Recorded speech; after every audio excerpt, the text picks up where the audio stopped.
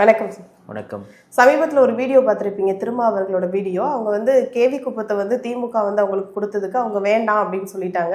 ஏன் அப்படின்னு பார்த்தோம்னா, அங்கே ஏற்கனவே ஒரு தலித் தலைவர் போட்டிடுறாரு, அதனால நான் வேண்டான்னு சொல்லிட்டேங்கிற மாதிரி சொன்னார். அந்த வீடியோ நீங்கள் பார்த்தீங்கன்னா? அந்த வீடியோ நான் பார்த்தேன். தகவல் எனக்கு வந்து தெரியும். இது அண்ணன் திருமாவளவனுடைய அந்த பெருந்தன்மையை வந்து வெளிப்படுத்துகிறது. ரெண்டாவது, அவர் கொண்ட அரசியல். நம்ம ஒரு தலித் கட்சி, நம்ம வந்து ஒரு அம்பேத்கரிய கட்சி, நாம இன்னொரு அம்பேத்கரிய கட்சிக்கு எதிராக இருக்கக்கூடாது அப்படின்ற அது மிகப்பெரிய ஒரு அரசியல் புரிதல் தான். அது அண்ணனுடைய பெருந்தன்மை என்று கடந்து போனாலுமே கூட அது பெரிய அரசியல் புரிதல் தான். உண்மையாக அண்ணன் திருமாவளவனை நம்ம பாராட்டியே ஆகணும். ஏன்னா அவர் நினைச்சிருந்தா அங்கே வாங்கியிருந்தா அது ரெண்டு பேருக்குமான போட்டியா வந்து இருந்திருக்கும். அவர் யாரை குறிப்பிடுறாருன்னா, புரட்சி பாரத கட்சியுடைய தலைவர் அண்ணன் ஜெகன்மூர்த்தி அவர்களை வந்து குறிப்பிட்டு பேசுறாரு. அண்ணன் ஜெகன்மூர்த்தி அவர்கள் ஏற்கனவே கேவி தொகுதியுடைய சட்டமன்ற தான் இருக்காரு. அந்த தொகுதியில் அவருக்கு நல்ல ஒரு பெயர் தான் இருக்கு, நிறைய விஷயங்கள் பண்ணியிருக்காரு. அவர் ஒரு முக்கியமான ஒரு நபராக தான் இருக்காரு. அப்ப அந்த தொகுதியை நம்ம வாங்கி அங்க ஒருத்தர் நிக்க வைக்கிறோம்னா, தேவையில்லாம வந்து ரெண்டு தலித் கட்சிகளுக்கு இடையிலான ஒரு எதிரெதிரான நிலையை வந்து ஏற்படுத்த வேண்டாம் அப்படின்ற ஒரு நிலை தான். உள்ளபடியே அதை பார்க்கும் பொழுது எனக்கு ஒரு நெகிழ்ச்சியா இருந்துச்சு. அந்த பார்க்கும் பொழுது அன்னொரு வார்த்தையை வந்து சொல்லியிருந்தார். அதில் இது பேர் ஏமாளித்தனமான்னு சொல்லிட்டு. உண்மையாகவே அது ஏமாளித்தனம்லாம் கிடையாது, விட்டு கொடுத்துருக்காரு அப்படின்னு நம்ம சொல்லலாம். ரெண்டாவது, நம்ம விட்டு கொடுத்தாரு சொன்னா கூட அண்ணன் ஜெகன்மூர்த்தி அவர்கள் குறைவா பேசுறதா பொருள்படாது. அந்த போட்டி வேண்டாம்னு நினைக்கிறாரு. இப்போ இதே நிலைப்பாடு தான் நீங்க பாத்தீங்கன்னா அண்ணன் ஆம்ஸ்ட்ராங் அவர்களும் எடுத்திருப்பாரு. சிதம்பரத்துல அண்ணன் திருமாவர்கள் வந்து நிற்கும் பொழுது பாராளுமன்ற தேர்தலில் அந்த இடத்துல வந்து வேட்பாளர் நிறுத்தலை. ஏன்னு கேட்டா, எப்பொழுதுமே பார்த்தீங்கன்னா தலித் தலைவர் இதில் வந்து ரொம்ப தெளிவாக இருப்பாங்க. இப்போ நான் எனக்கு நல்லா தெரியும். நான் வந்து 3 பேருமே பெற்று எடுத்திருக்கேன். அண்ணன் திருமாவர்கள் எடுத்திருக்கேன், அண்ணன் ஆம்ஸ்ட்ராங் அவர்கள் எடுத்திருக்கேன், அண்ணன் ஜெகன்மூர்த்தி அவர்கள் எடுத்திருக்கேன்.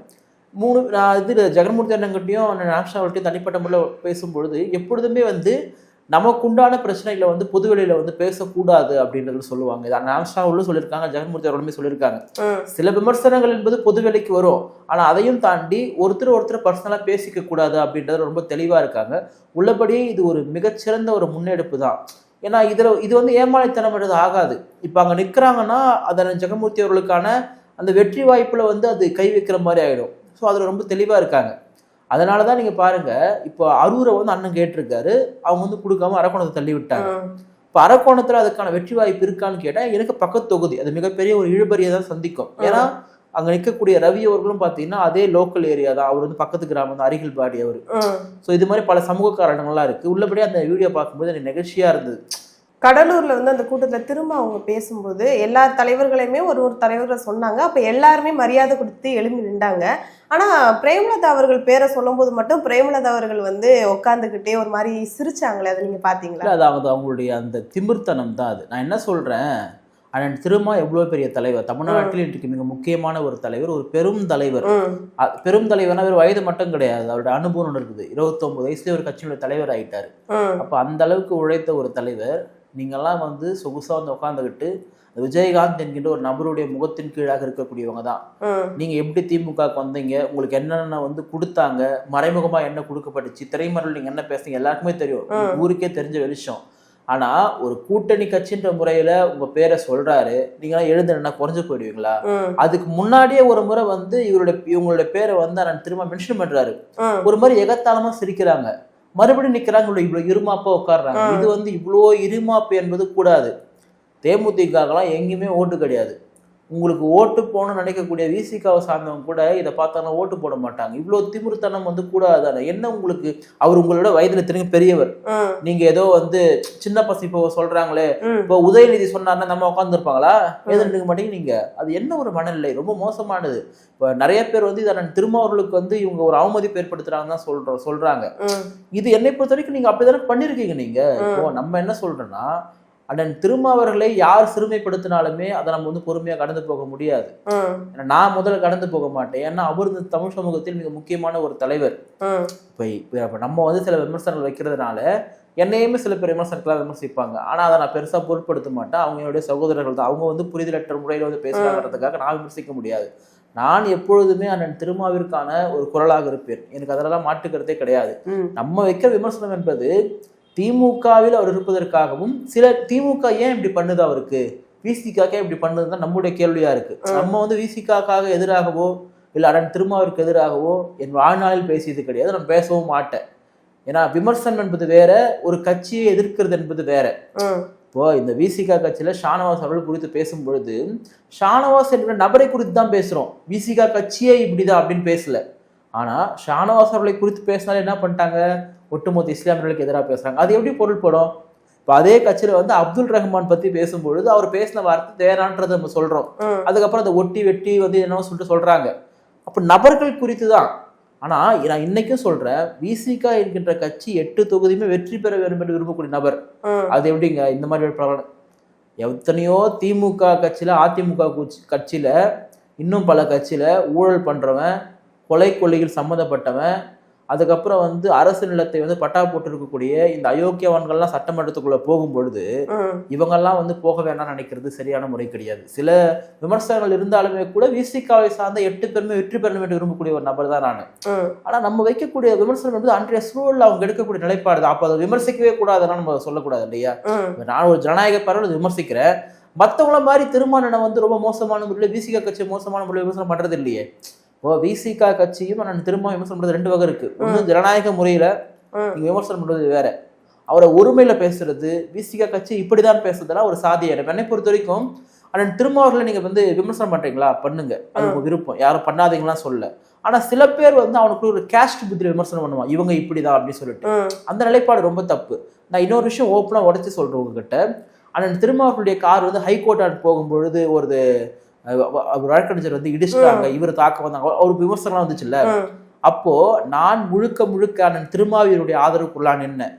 இத்தனைக்கும் நம்மளுடைய சேனலை தடவை பார்க்கக்கூடிய நாம் தமிழ் கட்சி சார்ந்தவங்க எல்லாம், இன்னும் சொல்ல போனா நாம் தமிழ் கட்சி நிர்வாகிகள் எல்லாம் அண்ணன் திருமாவிற்கு எதிராக பேசினாங்க, ரொம்ப கடுமையா பேசினாங்க.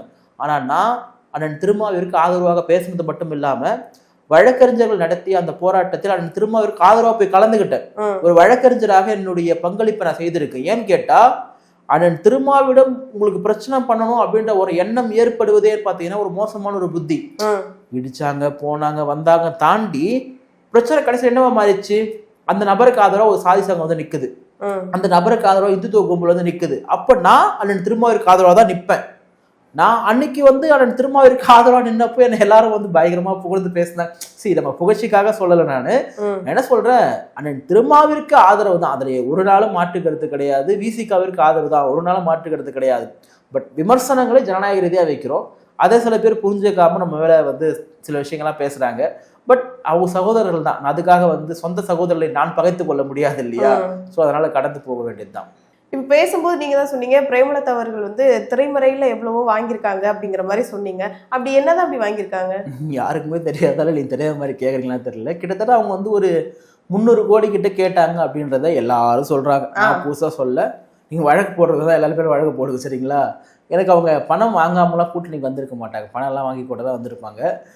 இன்னொன்னு சொல்றேன், 10 சீட்டு வாங்கினீங்கல்ல, 10 சீட்டு யாருக்கு கொடுத்தீங்க? 8 வேட்பாளர் நாயுடு வேட்பாளர். அந்த கட்சி நாயுடுகான கட்சி. அதாவது அம்மாவும் வேட்பாளர், மகனும் வேட்பாளர், அம்மா அவங்க அந்த அம்மாவுடைய தம்பி ராஜ்யசபா எம்பி. இப்ப மீசை ராஜேந்திரன் விளையிட்டார் பாத்தீங்களா? நேத்து விளையிட்டாரு. கேப்டனுடைய ஒட்டுமொத்த அரசியலுமே அந்த அம்மா வந்து இந்த மாதிரி பண்ணிடுச்சு, அவருக்கெல்லாம் நீங்க சீட்டு கொடுத்துருக்கலாம், தாராளமா கொடுத்துருக்கலாம். ஏன்னு கேட்டா உங்க கட்சிக்காக தொடர்ந்து பேசுற போது உங்க கட்சியில ஆள் இல்லை, அதுதான் முக்கியம். ஆள் இல்லாத கட்சிக்காக உயிரை கொடுத்து பேசக்கூடிய ஒரு டைம் நானும் மீசி ராஜேந்திரன் பாத்தீங்கன்னா ஒரு தனியார் உணவு நடத்தின ஒரு விவாத நிகழ்ச்சியில் 2 பேர் கலந்துக்கிட்டோம். என்கிட்ட நிறைய பேசியிருந்தாரு, ஒரு விவாத நிகழ்ச்சியில் கலந்துக்கிட்டோம். ஸோ அப்படியெல்லாம் கட்சிக்காக வந்து பேசுறாங்க அவ்வளோ இதுவா. நம்ம வந்து சீட்டை வந்து அவங்க சமுதாயத்து ஆட்களுக்கும் இல்லை தனக்கு தெரிஞ்சவங்களுக்குமே அதை கொடுத்துட்டு சும்மா 2 வேட்பாளர் தனியாக கொடுக்குறாங்க. தேமுதிகலாம் ஜெயிக்காதுங்க.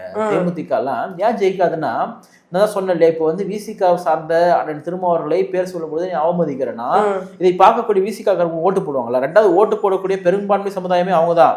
அவங்க ஓட்டு போடுவாங்களா? அவங்களுக்கு யோசிச்சு பார்க்கணும் இல்லையா? அதனால பிரேமலதா அவர்கள் வாங்கின அந்த 10 தொகுதி என்பது அது முழுக்க நாயுடுகளுக்கான தொகுதியா வாங்கிச்சு. 8 பேர் வெளிப்படையா நிக்க வச்சிச்சு. இப்போ யாரை வந்து இவங்க சட்டமன்றத்துக்கு அனுப்ப போறாங்க? நாயுடுகள் அனுப்பி நீங்க தயாராகிறீங்க. எங்க ஊர்லயுமே வந்து திமுக வராது, எனக்கு தெரிஞ்சு கண்டிப்பா வராது. நான் ஓப்பனாவே சொல்றேன், அது வரதுக்கான வாய்ப்புலாம் இல்லை. என்னுடைய பார்வையில அப்படிதான் தெரியுது. ஏன்னா அங்கேயுமே தேமுதிக வேட்பாளர் தான் நிக்க வச்சிருக்காங்க. என்னுடைய பார்வையில வராதுன்னு தான் நான் சொல்றேன், ஓப்பனாவே சொல்றேன். தயக்கமும் கிடையாது. தெரியல எங்கெங்க யாரா இருந்தா வருவாங்க சொல்லிட்டு சமூக காரணங்கள் இருக்கு, நிக்க வைக்கிற வேட்பாளர் இருக்காங்க, இவ்வளவு விஷயங்கள் வந்து இருக்கு. ஸோ வரமாட்டாங்க தான். ஸோ இவங்க என்ன பண்றாங்கன்னா, இன்னைக்கு எல்லாருடைய திமுக கூட்டணி கட்சியை, திமுக கூட்டணி கட்சி இருக்கு இல்லையா, இவங்களெல்லாம் திமுக கபலீகரம் பண்ணதுக்கு முக்கியமான காரணம் இந்த அம்மா. 10 சீட்டு வாங்குறீங்க.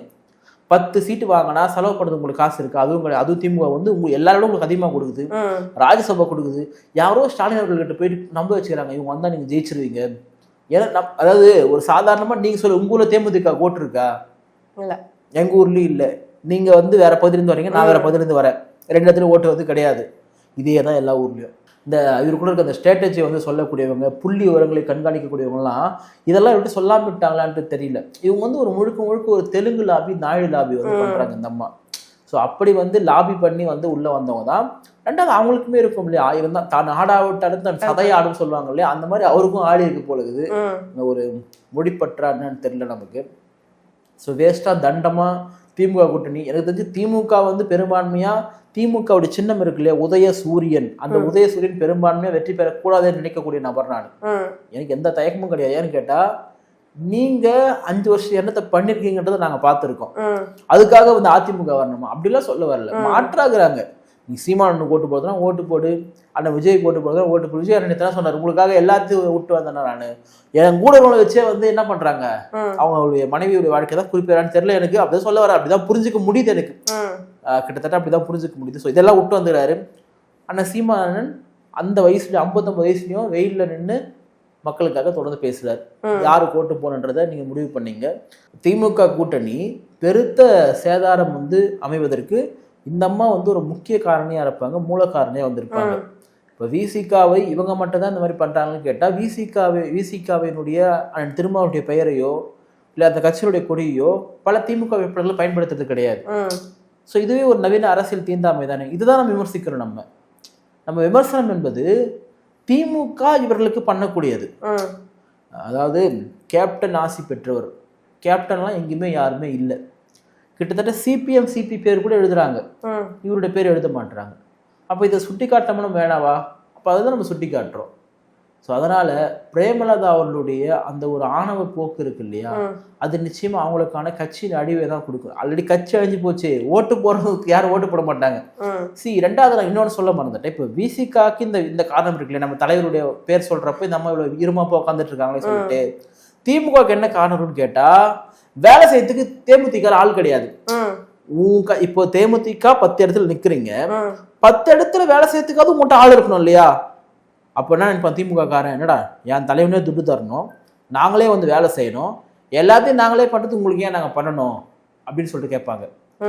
அதனால தேமுதிகவினுடைய பிரேமலதா அவர்கள் கட்சியினுடைய வாக்களிக்க வேண்டும் நினைக்கக்கூடிய விசிகாவினருக்கும் திமுகவிற்கும் இந்த அம்மா செய்யக்கூடிய செயல்பாடுகளும் அந்த கட்சியுமே வாக்களிக்க விடாமல் பார்த்துக்கொள்ளும். இவங்க பண்ண தெலுங்கு லாபி என்பது இவங்களுக்கு வெற்றியை கொடுத்துருக்கலாம், பட் தேர்தலில் அது மிகப்பெரிய ஒரு தோல்வியை கொடுக்கும் என்பதுதான் என்னுடைய கருத்து. நன்றி, வணக்கம்.